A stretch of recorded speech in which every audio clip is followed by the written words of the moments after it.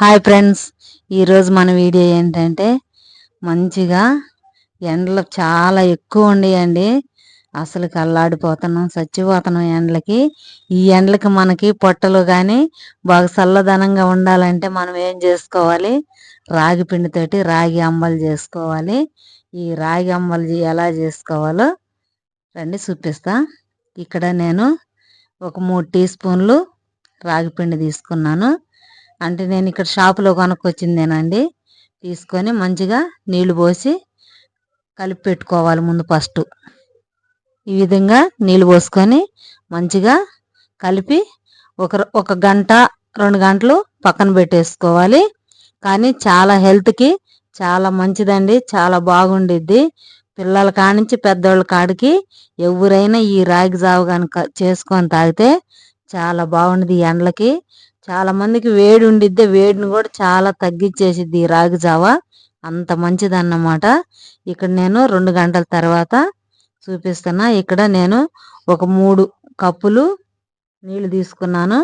అంటే మన గ్లాస్ తోటి 3 గ్లాసులు నీళ్లు తీసుకొని పొయ్యి మీద పెట్టి కాసుకోవాలి. నీళ్లు కాగినాక మనం పిండిని కలుపుకొని ఆ నీళ్ళలో పోసేసుకోవాలి.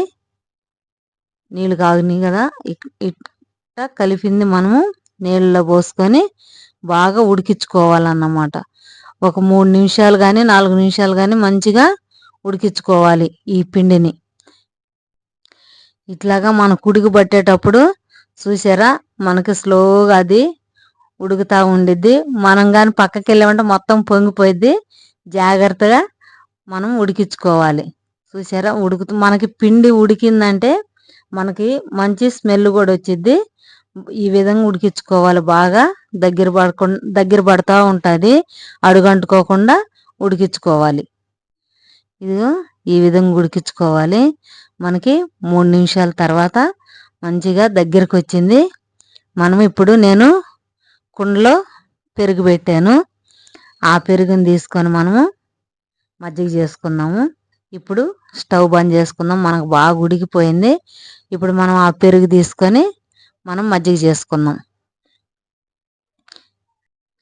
ఇప్పుడు మనం ఆ పెరుగు అంతా వేసుకొని ఉప్పు వేసుకొని మనం కవ్వంగానే ఇట్లాగా ఇసుకరగాని తీసుకొని మజ్జిగ చిలుక్కోవాలి. కానీ పలసంగా చిలుక్కోవద్దు, కొంచెం చిక్కగా ఉండాలి. ఇప్పుడు మనము రాగి పిండిలో మనకు దగ్గర కుడికింది కదా, ఉప్పు వేసుకుందాం. మనం ఇక్కడ మజ్జిగలో కూడా వేసాం కదా పెరుగులో. ఇప్పుడు మనం చూసి వేసుకోవాలి, లేకపోతే ఉప్పు ఎక్కువైందంటే అసలు తాగలని, తక్కువైతే తర్వాత అయినా కలుపుకోవచ్చు. కానీ ఇదిగో మనకి ఇట్లా చిక్కగా ఉండాలి మజ్జిగ. మనకు మజ్జిగ చిలుక్కోవటం అయిపోయింది. మనకి ఇక్కడ రాగి పిండి కూడా చల్లగా అయిపోయిందండి. ఇప్పుడు మనము దీంట్లో కలుపుకుందాం అన్నమాట. మనకు ఉడికించుకున్న ఆ రాగి జావను తీసుకొచ్చి మజ్జిగలో కలుపుకుందాం. కానీ చాలా చల్లదనం అండి ఈ విధంగా కనుక కలుపుకుంటే. ఇప్పుడు మనకి ఇది చిక్కగా అయింది కదా, ఈ రాగి జావ తీసి మజ్జిగలో పోసుకొని కలుపుకుందాము. ఇక్కడ నేను మీకు 2 రకాలుగా చూపిస్తున్నాను.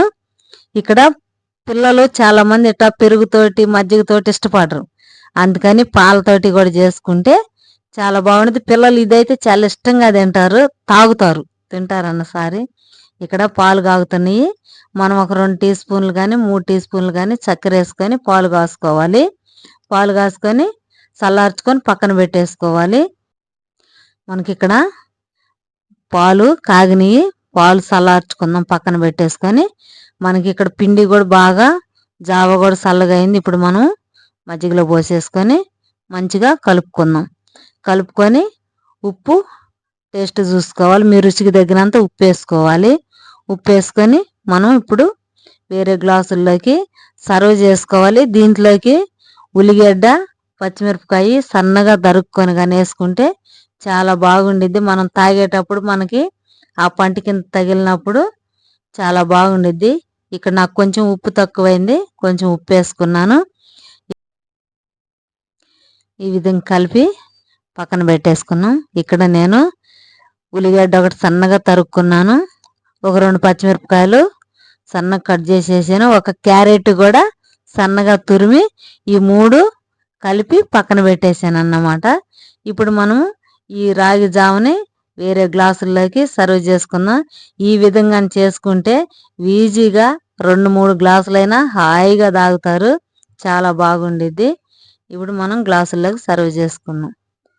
ఇప్పుడు గ్లాసులో పోసుకొని మనం ఏ అయితే ముందుగా కట్ చేసి పెట్టుకున్నామో ఈ ఉల్లిగడ్డ, పచ్చిమిరపకాయ పైన వేసుకొని కనుక తాగితే చాలా బాగుండిద్దండి.